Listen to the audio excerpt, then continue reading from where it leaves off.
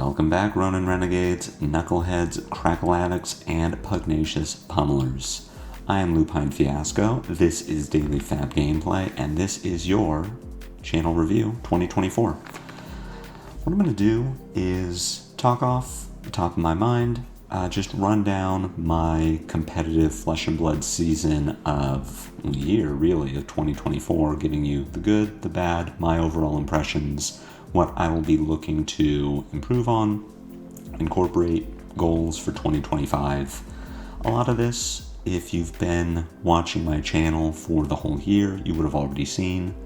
All of the events I'm going to talk about have been chronicled in tournament reports.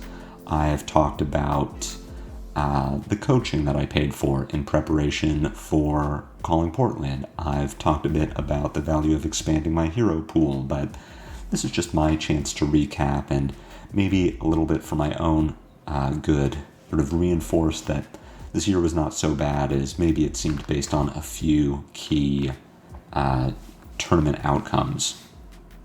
But as always, if you would like to engage further, I have a Blue Sky, I have a Discord. If you want to get my deck lists for the decks that I have been playing in 2024, and the decks that I will play in 2025, those sideboards are available on my Patreon. Also feel free to comment down below anything that you want to say. Engagement is very important to me. I love talking with all of you. The Flesh and Blood community is one of my favorite parts of playing the game. But it's enough yammering for me. Let's get down to why you're really here. My 2024 in review included 10 Tier 2 events and 4 Tier 3 events. Not a lot by any measure, but I am intending to pump those numbers up in 2025. My Tier 3 events included Battle Hardened Cincinnati, the ProQuest Amsterdam season, the Road to Nationals 2024 season, and the ProQuest London season. Between all of those events, I did extremely poorly in Battle Hardened Cincinnati. My 2024 RTN season had 2 of 3 events I top-8'd. One of them I won a Gold Foil Romping Club, which you can see displayed behind me. In my ProQuest Amsterdam season, out of 3 events, I top-8'd 2 of them, barely lost the finals in 1. And in my ProQuest London season, I top-8'd all 3 of the events that I played in, including a win in Rosetta Draft. So all things considered, not a bad season, not a bad year for me. That Battle Hardened Cincinnati is particularly painful. It also taught me a few lessons. As far as my competitive improvement, it really taught me that solo Talishar play is not a good way to practice, that while the average Talishar player has improved in skill level over the course of the last year, I really can't count on Talishar players knowing what a particular deck might do or being able to play around it. So the deck I'm speaking of in this example is Kodachi FaB, which at the time that I was practicing, a lot of decks were just able to compete with Kodachi FaB. It was no longer the dark horse that it was in the Lexi meta of 2023. Alex Abreu had just won Worlds in November of 23. People were very aware of what Kodachi FaB did, but the players on Talishar that I was running into were not. So I had an overinflated sense that the deck would perform very well based on skill gapping my opponents. That was not the case. It was a great lesson, but what I really learned from Battle Hardened Cincinnati is don't compete in Battle Hardens that are out of state, because the point at which my skill level and my income meet would indicate the return on investment is not there. It is a lower expected value than I'm comfortable with. The Brody Spurlocks of the world can definitely afford to fly to any Battle Hardened and expect to make that money back, but for me personally, not quite worth it. Between the rest of my Tier 2 events, I learned that I wasn't competing enough. This came to a head in ProQuest London season as I skipped an event in week 1 that, in hindsight, would have been really good for me. I would have been the only Aurora in attendance in a field of Enigmas and other heroes that just weren't quite prepared for Aurora, and it was more of a fear of competition, a fear of failure that kept me from that event. And the rest of ProQuest London season in particular, where I top 8 at 3 events and won the third, really taught me, don't be afraid to compete. I'll get into the growth-oriented mindset versus the results-oriented mindset in my goals for 2025, but the reps that you get at a tier 2 level are so much more important than the reps you get at your weekly armory event. You play against a wider field of players, people have a more competitive mindset, many fewer players are bringing their for fun pet deck and choosing instead their more competitive, sweaty, grindy deck. So even the reps are worth it if you're losing, but don't be afraid to compete because you can't win if you don't play.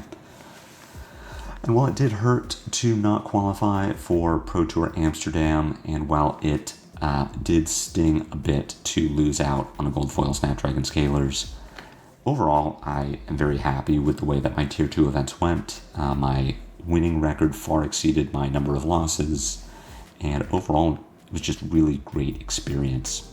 Moving on to my Tier 3 events, as I said, I competed in 4. That would be Calling Los Angeles, U.S. Nationals in Minneapolis, Calling Minneapolis, and Calling Portland. Sort of a mixed bag on the Tier 3 events. My Calling Los Angeles was very poor showing for me. I was playing KO at the time. I had just pivoted to a list that I wasn't very familiar with. The theory behind the list was very good, but it deviated from the play style that I enjoyed, preferred, and really clicked for me. It was focused much more on the mid-range style of KO, blocking a lot more with clashes, accruing value from blocking, and then sending 1 or 2 big attacks in a turn. And the way I liked to play KO, at least at the time, was more of green FaB, as I called it. Wild Rides, Pulpings, lines with Mandible Claw, discard a windup, use Tunic to pay for a 2 for 6 or a swing bait. And I just didn't have enough time to practice before Calling Los Angeles with this new style of build. And what that result taught me is trust my gut. Play the deck that I'm comfortable with. I had top 32'd a Calling in Las Vegas the year prior on FaB in the Lexi meta because I knew what I was doing. I genuinely was skill gapping people who didn't know how to play against FaB and were relying on the raw power of Lexi to get them wins, but just didn't quite know how to adapt to what at the time was sort of a dark horse. Not that KO was a dark horse in Los Angeles, but the style that I was comfortable with was not something that I wasn't playing it, and I could not express the skill that I had with KO. U.S. Nationals, I also had a pretty poor showing. A bit of variance went against me in the CC rounds for the day. I ended 3-4. Went 1-3 in Classic Constructed with KO. Again, some bad variance, but I was particularly disappointed in my draft performance. I felt like I drafted the best deck in my pod. My first 2 games went very well, and my third game really came down to one very pivotal mistake. I horrendously misplayed a 1-turn cycle, and I believe that was a combination of pressure and just hunger. I really didn't have any snacks that day, and if you've watched any of my tournament reports where I've talked about my preparation for these Tier 2, Tier 3 events, I'm a snacker. I love bringing snacks. Part of why I play these aggro decks is so that I have 20 or 30 minutes in between games every round so that I can go to the bathroom, drink some water. I've started incorporating Gatorade with its electrolyte count into my routine, but I'll eat snacks. I'm not the sort of player that can play well on an empty stomach or that gets distracted or out of the zone by downtime and snacking.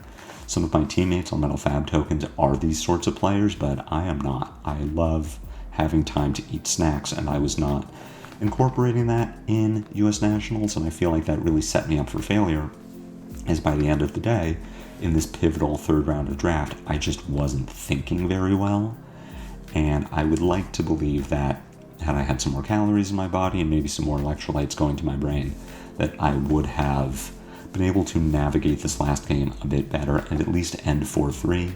We had a calling the next day that I was already intending to compete in, so even a 4-3 record does not mean that I would have competed in day 2, but it would have been nice to at least have had the option. Now, of course, not making day 2 freed me up to play the calling in Minneapolis, where I performed much better. I top 32 this calling, cashed it, and not even minimum cash, which was an improvement over my last cash in calling Las Vegas. I was also on KO in this calling.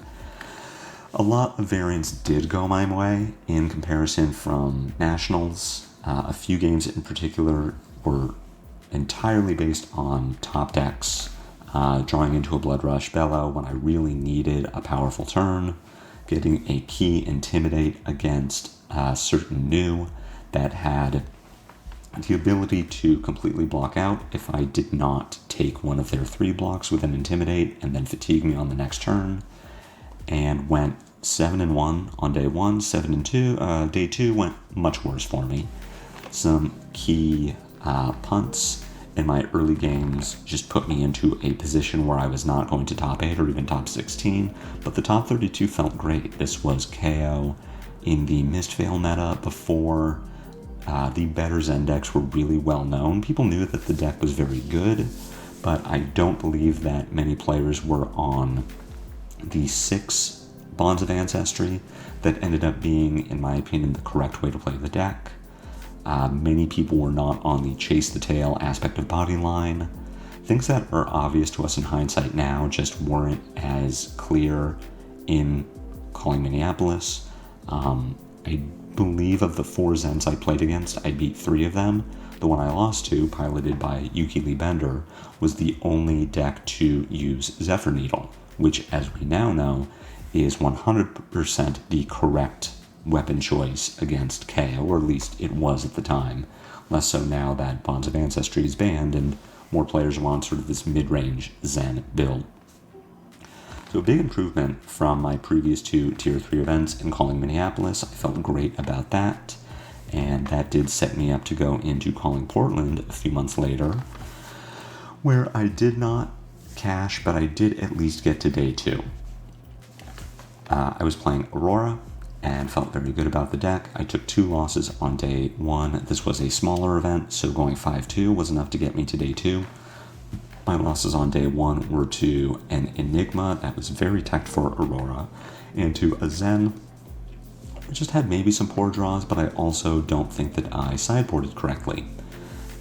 Day 2 of Portland went much worse for me. I went 1-4 for the day, just horrendously bad record.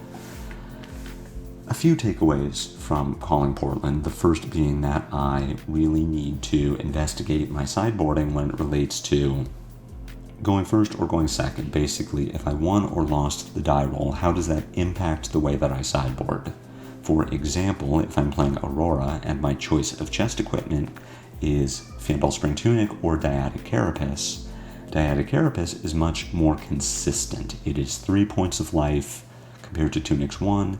It blocks breakpoints multiple times throughout the game, whereas Spring Tunic really only does it once at the end of the game. I do not want to give my Tunic in the early game if I can avoid it. But if I lose the die roll in an aggro mirror and input going first, suddenly Tunic looks a lot better because I can survive for the first 3 turns of the game. My Tunic is going to tick up before my opponent's Tunic could tick up, or it will reach 3 before my opponent can kill me, most likely. And with the way that Aurora is built, being able to use the Tunic for a Starfall on a Burn-Up Shock turn, or a Channel Lightning Valley turn, or even an Arc Lightning turn, or being able to use the Tunic to play around Viscerai or Florian's Face Purgatory is really nice, and is probably better than Dyadic Carapace. Dyadic Carapace makes sure that I can block, but Tunic says I get to get more value, more offensive value over the course of the game, works really well with what my deck wants to do. and can catch me up from a position where I would be behind. So that was my first big takeaway from calling Portland. Let's be a lot more mindful about my sideboarding based on going first or second, so that I can't just blame the die roll, blame variance for the outcome of the game. I at least have some measure of control over it. But my second takeaway is more of something to think about, more a lesson that I need to ponder and learn, and sort of the case from calling Minneapolis as well, that I do much better on day one of callings than I do on day two. And there could be a few reasons for this. The first being, simply put, the day two usually starts an hour earlier than day one does, especially on weekends where there is a tier 3 event happening, or tier 4 event happening ahead of a calling. The calling day 1 will start at 10 in the morning, calling day 2 will start at 9 in the morning, and that lost hour may just mean that I am not fully awake in the way that I am on day 1. Could absolutely just be a logistical reason. I have trouble getting up to speed, so I play my first game, I'm not at 100%, maybe I lose that game. Generally, I lose round 1 of my calling day 2, and it could just be that I'm not operating at 100% capacity, and I need to figure out how to wake up better on calling day 2s. But it could also be that calling day 2 is a much better pool of players than calling day 1.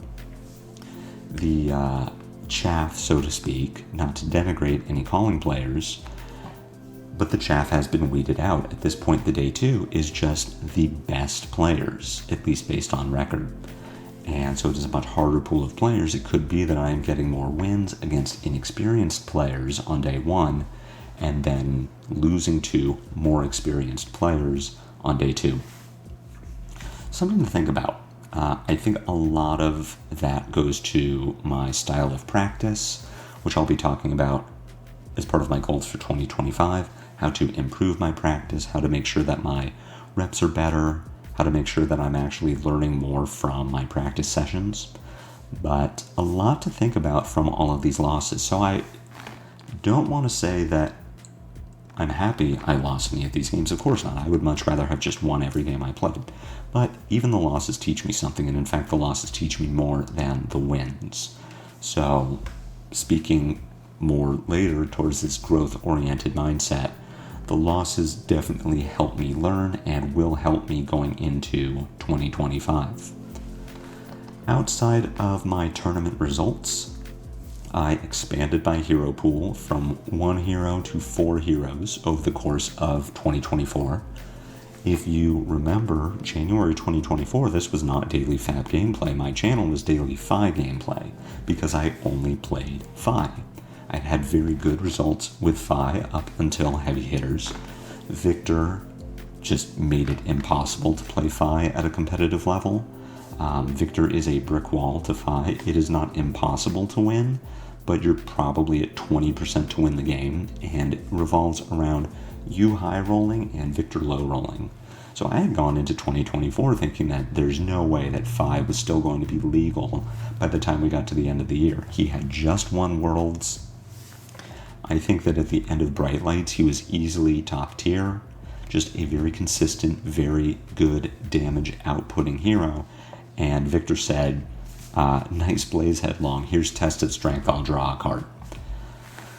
So it was necessary for me to expand my hero pool, and then incorporating KO, and honestly I'm really glad that I did. I feel much more free to continue to experiment around with different heroes. I am enjoying Flesh and Blood a lot more than I was when I was just a FaB one trick. I feel much more free to experiment with new heroes, try new things, and expanding that hero pool has really deepened my understanding of the game, made me a better player, even just within the last month of playing Jarl and seeing more how to set up based on my Spring Tunic counters, namely arsenaling a pummel and feeling more confident and comfortable playing more defensive while I wait for my Spring Tunic to come up and try to find that blue and a Command and Conquer or Frostfang so that I can 3-card big disruptive pummel attack has helped me with my Aurora play and realizing, hey, I don't need to fire off this Channel Lightning Valley or this Burn Up right now because my Tunic is only on 2. I can arsenal it, I can wait, and then I can have a bigger turn next turn without a blue. When my Tunic is available to work a Starfall in, maybe I get to throw 5 attacks with my Burn Up, or 5 attacks with my Channel Lightning Valley or Arc Lightning. So definitely helpful to play more heroes.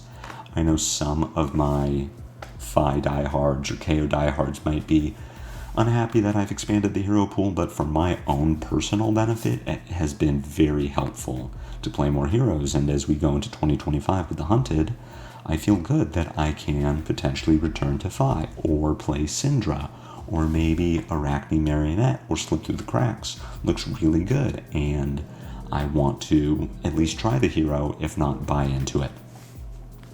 I also paid for coaching in 2024. It was my first time getting coaching in Flesh and Blood. I've paid for coaching in other games. I did a few sessions back when I played Magic. I have bought personal training at the gym. Honestly, if you have the money, paying someone who is better than you and knows how to explain how to get better is really nice. A very helpful thing to do. Much better than just trying to forge your own path or asking questions here and there on Discord. Any kind of research you can do is better than doing no research at all, but I find that coaching is really great. What I did learn from my coaching sessions is I need to bring more to them. I got coaching with Yuki Lee Bender and Ellie Bird, both fantastic. I highly recommend it. My first session with Yuki was some of the best Flesh and Blood instruction I've ever received. Really helped me become a better player in all aspects, just from the simple instruction of do math, calculate what my turn looks like on my opponent's turn. Before I throw any sort of card down on blocks, decide the best way to play my next hand. What does this hand look like with 5 cards? What does my turn look like with 4 or 3 or 2 or 1?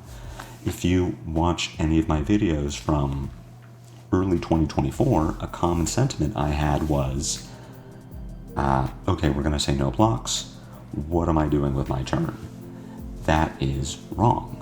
You really want to do all of your thinking on your opponent's turn, and by the time you get to your turn, it's just very quick. Obviously, you can readjust. If your turn looks like, I'll play Enlightened Strike with Go Again, and the mode is to draw a card, or you trigger your Channel Lightning Valley and draw, then you will need to reevaluate based on what was on top of your deck.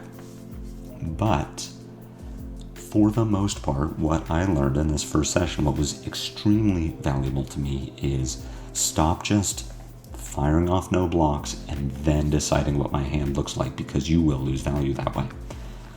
But later sessions with Yuki admittedly were not as helpful, and I think the reason for that is I wasn't bringing enough. I would show up to the session, sit down, hey Yuki, how's it going? What do you have for me this week? And obviously that is much worse. Yuki and your coach is a well of information, but there is so much there that they're happy to just talk to you about the way the game is played and their thoughts and what they think you might need to learn, but they can only help you as much as you are providing them with information. So what I needed to have been doing was bringing more replays and saying, here's where I lost a game. Can you help me figure out how I lost this game? In my Calling Portland tournament report, I talked about how I had not been spending enough time reviewing my losses. And part of that was I was focused so much on getting reps. My video content decreased over that period of time because I was just getting reps. I was playing games. I was getting more comfortable with Aurora, and that number of reps was helpful. But so many of my games, I can think back to times where I would play against Only Run Very Noob's Zen, and I would go 50-50, and I would say, okay, well, I didn't draw a Channel Lightning Valley with a Sigil of Suffering, so I lost because I wasn't getting the requisite value, or Zen State really ruined my Arc Lightning turn, and that's why I didn't get value.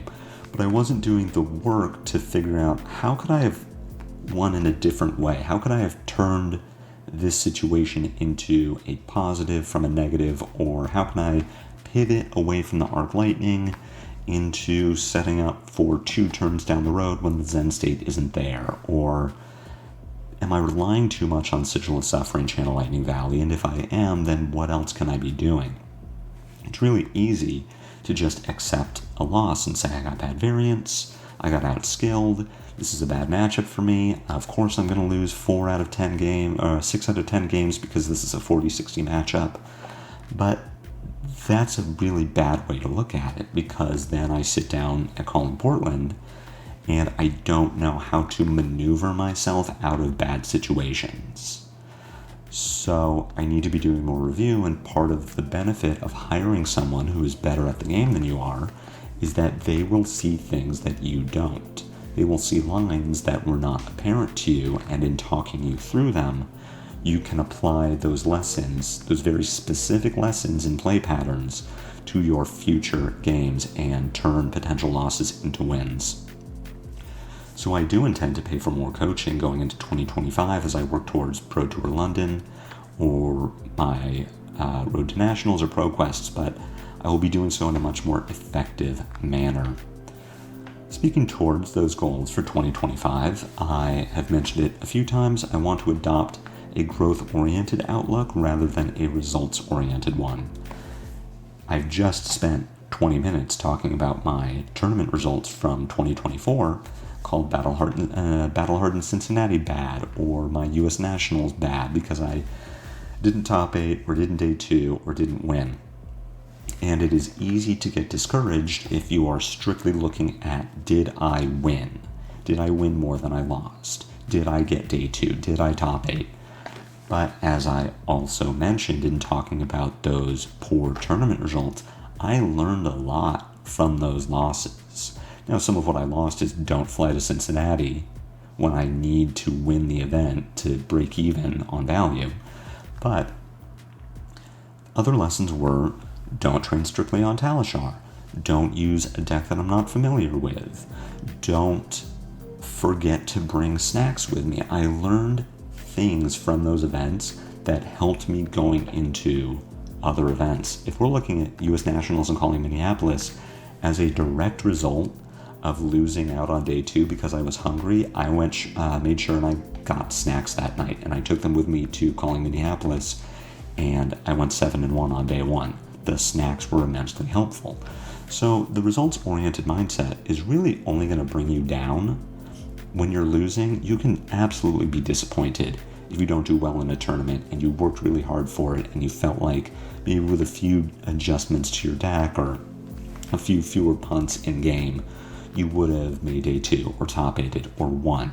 Absolutely. This is not me saying be a robot, be dispassionate, don't care about the results or about the game. But what is more important, as I have learned and I'm trying to incorporate for myself, is every event is just helping you for the next event. You will learn something. You'll learn more from your losses than from your wins. But regardless of your result, you will learn lessons that you will take with you into your next event. So maybe you lost your most recent ProQuest. You didn't get to top 8 or you didn't win.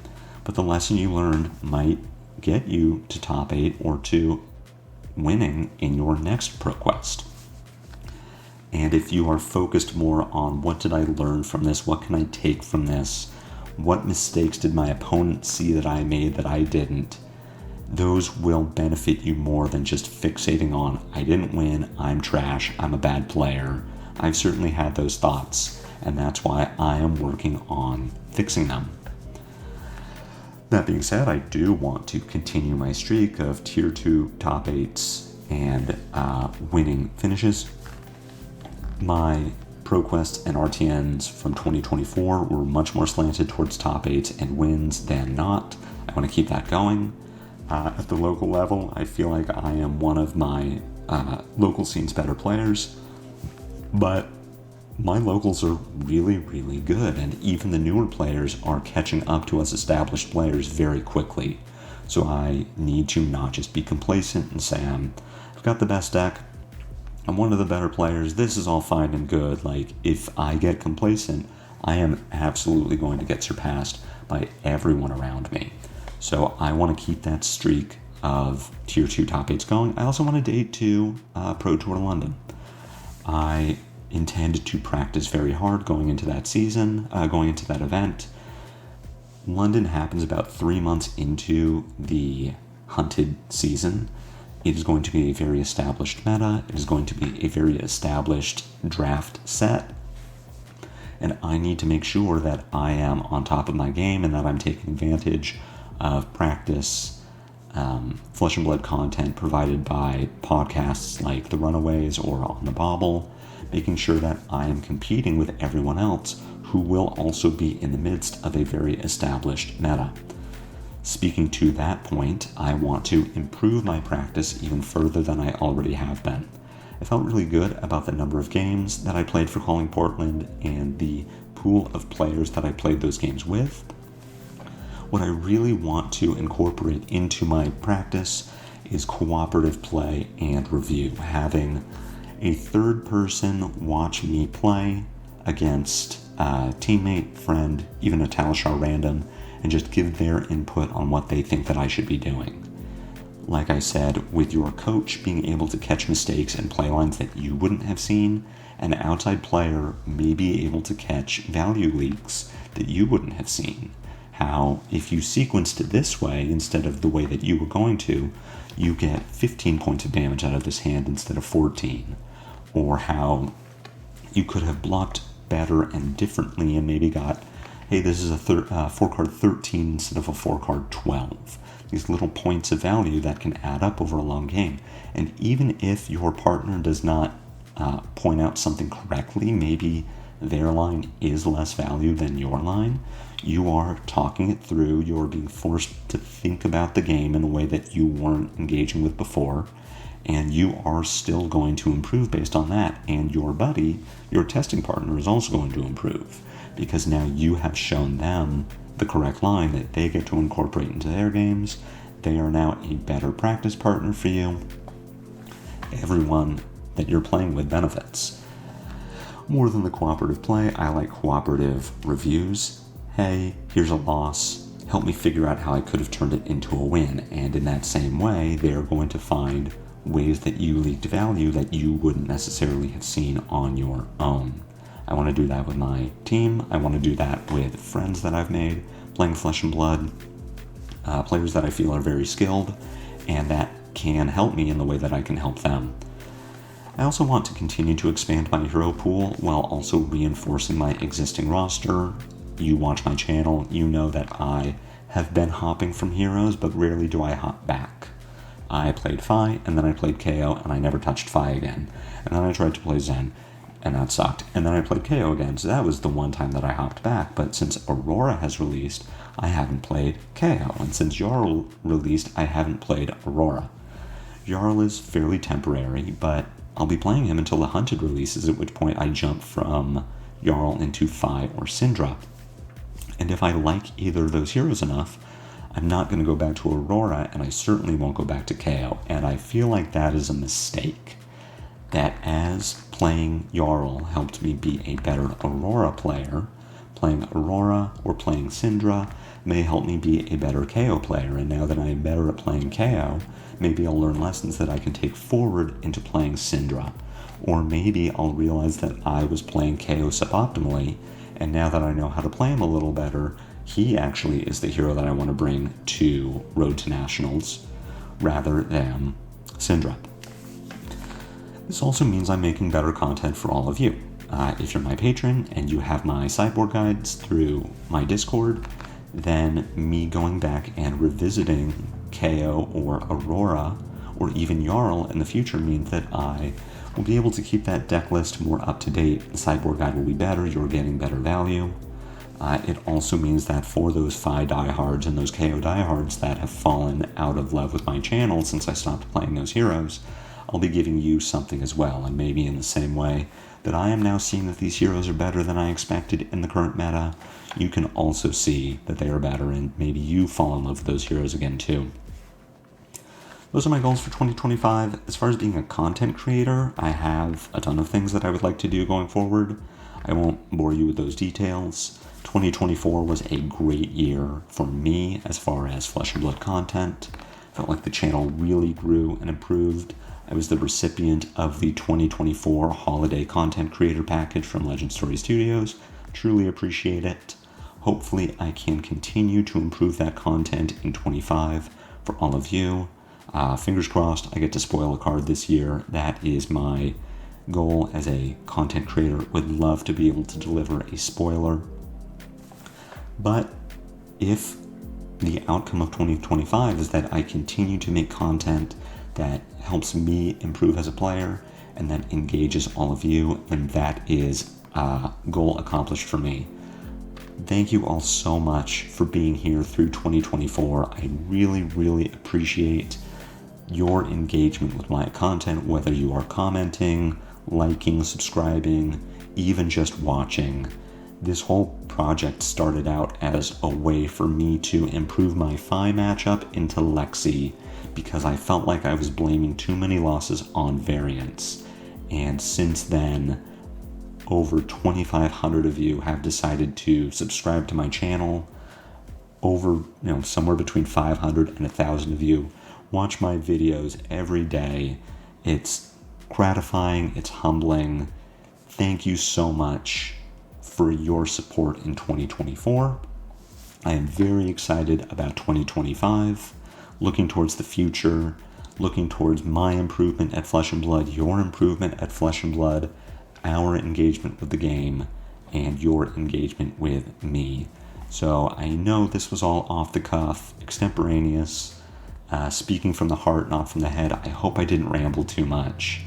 I hope you all enjoyed this video. Maybe it prompted you to reflect on your performance in 24. If so, be sure to head jab, swing big at, pummel, static shock that like button. My comments are always open for any questions or feedback. Like I said, I have a Discord, I have a Blue Sky, I have a Patreon, I have a list of FaB deck lists. All of that can be found in the video description below.